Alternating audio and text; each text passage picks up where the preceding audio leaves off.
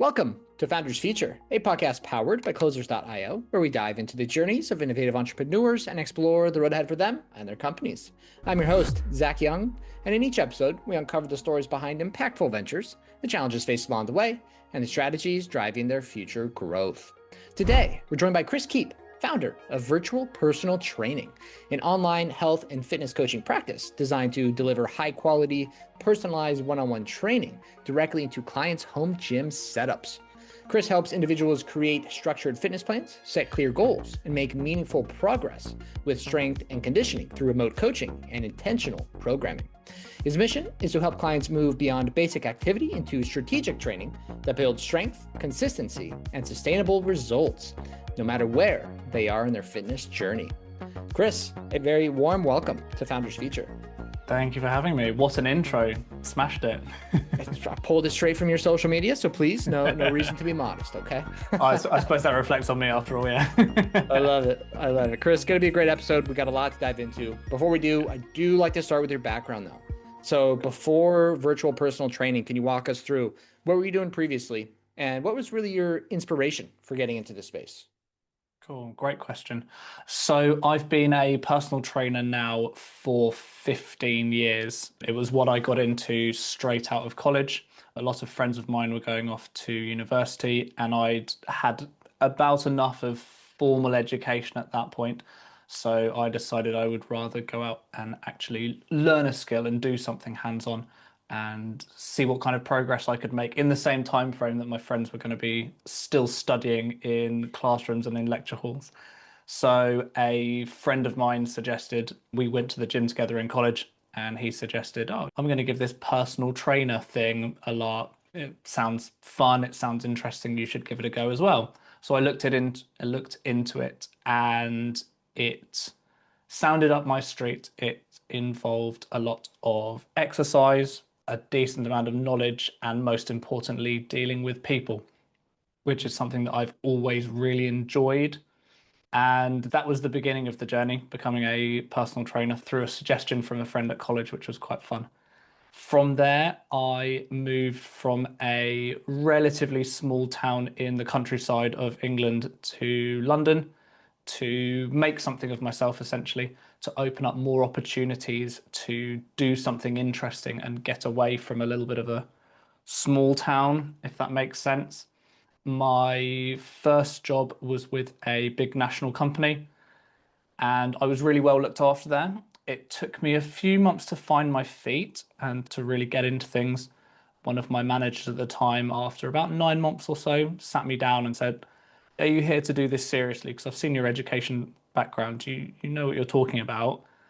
Do you want to just be a normal trainer for the rest of your life, or do you want to really do something impressive? And that lit a bit of a fire underneath me, which was brilliant. The company that I worked for were great to me, put a lot of time into my development, which I'm really grateful for. So I ended up moving around 4 or 5 different gyms over the space of 6 years, becoming a manager, running teams of up to 18 to 20 people at the peak, at the biggest gym in central London. And most importantly, I learned a lot, learned a ton. From there, the next step was working for myself. And I felt as though I came up against a bit of a ceiling. The next role that I was chasing down, I saw that role get made redundant 3 times in 6 years. And that caused me to take a moment and reflect and think, okay, my objective is essentially to make myself redundant in 2 years, looking at the previous timescale. Is that really what I want to do? So that was when I looked into working for myself, and I ended up buying a small existing gym facility in a borough of London. It was a really big step into doing my own thing. It was the first time that I'd worked properly for myself. It was a huge learning experience. I spoke to some friends when things were going well and when things were going not quite so well. And they were saying, this is your degree, this is your university experience, like getting into every single thing yourself. So I had my own gym for 5 years. 3 of those years were fantastic. We went from strength to strength. We grew. significantly, which was really exciting. And then the final 2 years of those were 2020 and 2021, which was the pandemic. And as you can imagine, that was not a particularly fun time to be in the health and fitness space. At the end of those 2 years, I was essentially looking at the numbers of the business and thinking, okay, everything that I've done over the last 5 years, I'm going to have to go right back to square one and do it all over again. And I'll be able to do it better. You would like to think I've learned some lessons. And when I reflected on what I really wanted to do, I came up against the fairly obvious realization that my priorities had changed. And I definitely wanted to keep working for myself. But the responsibility of having a whole gym, some pretty reasonable overheads for the size of facility that I was running, wasn't a step that I wanted to go back into.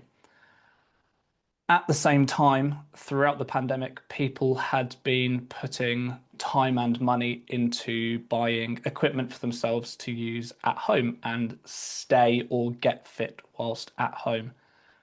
And just because you've bought something doesn't mean that you know how to use it and doesn't mean that you're motivated to use it either. Mm. Some people find the convenience of having their gym in the next room or in the garage brilliant and really accessible.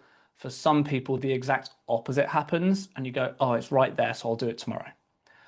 And that kind of perpetuates as time goes on, and you end up with a room full of equipment that never gets used. And that's where the transition from my brick and mortar gym to virtual personal training was born.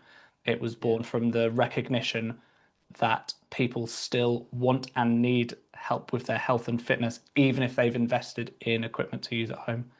Mhm. And 3 years down the line, that's where I am now. Here we are. We've all seen the treadmill in the garage covered in crap. It Yeah, eventually just becomes yeah, a place for you to store stuff, right? yeah, So, yeah. yeah, you're absolutely Glorified right. clothes horse often. So true. So true. Makes a lot of sense, right? You saw people investing in Yeah, home gyms. Hey, these people still need help, right? yeah, Very clearly. So exactly that. walk us through, may have changed a little bit over the last 3 years, but Mm. what does working with Chris look like today? How do you structure your work with your clients? How often are you meeting with them? Everything like that. So I wanted to, a really key part of the decision that I made is that I wanted to do things differently to most online trainers. The majority of online trainers, and there's nothing wrong with this at all, will write you a program for you to do in your own time. They will probably have an app. They'll probably have regular check-ins. You'll be able to, they'll be 24/7 accessible. You can send them a message, let them know how things are going, maybe get a form check on something that you're doing. Going back to the reason that I first started this, I really like working with people, and I significantly prefer that to working with a spreadsheet. I Hmm. can write a good fitness program, but it doesn't make me wake up excited in the morning. It doesn't fill me with the same happiness and job satisfaction as working directly one on one with my clients. So all of my clients work with me via video call. A couple of them go to a local gym at this point, a few years on, but the majority work from home as was originally intended. Hmm. So I have most of my clients train twice a week with me, and then often they'll do a third additional session per week by themselves, which I Hmm. program them for, but it means that we build a really strong relationship. There's a lot of problem solving involved in the moment when working with people face to face, and I've found that transition exactly the same, if not more challenging in a good way, when working virtually with people via video call. So Hmm. a typical day in the life, if you will, is getting up an hour before first client, making a start to my day by just having breakfast and making sure that I'm rested and ready to go. And then I'll have the same structure as most personal trainers in the gym, where I'll have a few clients in the morning before work, often a little bit of a quiet period, people back in for lunch, often again a little bit of a quiet period in the afternoon, and then evening clients. The difference is that my place of work is right here. So, Chris, you are on Zoom, on FaceTime with your clients while they're working out at home. That's it. Oh, yeah. Oh, yeah. That's That it. is different than your typical online coach. That is for sure. It is. One of my personal key skill sets is analyzing how people are moving and helping them to do so in a more mechanically efficient and mechanically effective way. And you can't do that writing a spreadsheet. Again, nothing wrong with the typical online trainer model. It just isn't right for me. And I Mm. prefer to problem solve with people at the time and make sure that they're getting the absolute most out of the time that they're investing in their health and well-being ultimately. Wow, got it. Okay. Looking to the back end of the business for a second, how are Mm. your clients currently finding you to work with you marketing wise? So the majority of my clients come through word of mouth. I was fortunate when I made the original transition that some of my clients at the brick and mortar gym wanted to stay on and the virtual model worked for them really well. So that was great. A couple of old clients, having done the job for 15 years, reached back out to me and we've started working together again, which is excellent. The majority of my new clients have come through word of mouth, although interestingly, some of my new clients have come through the old website listing from the brick and mortar premises. Hmm. So the website's still live. I've updated it to reflect that it's an online service now. But when I had the gym, I worked really hard on the SEO side of things. And that website still outperforms my new one now, which on the one hand is a really good thing that what I did back then is still working really well.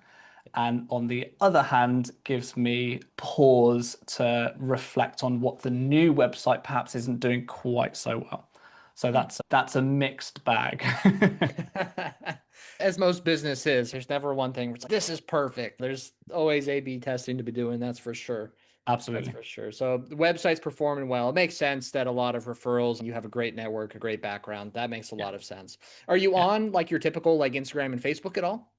So I am, and that all happened fairly recently. So for the last 18 months, I've been putting content regularly up on LinkedIn, and I've been learning videography and lighting and editing. And it's very satisfying to go back and look at the first couple of videos I made compared to what I'm doing now. I'm like, okay, cool. I have improved my skill set on something. That's a really good place to be.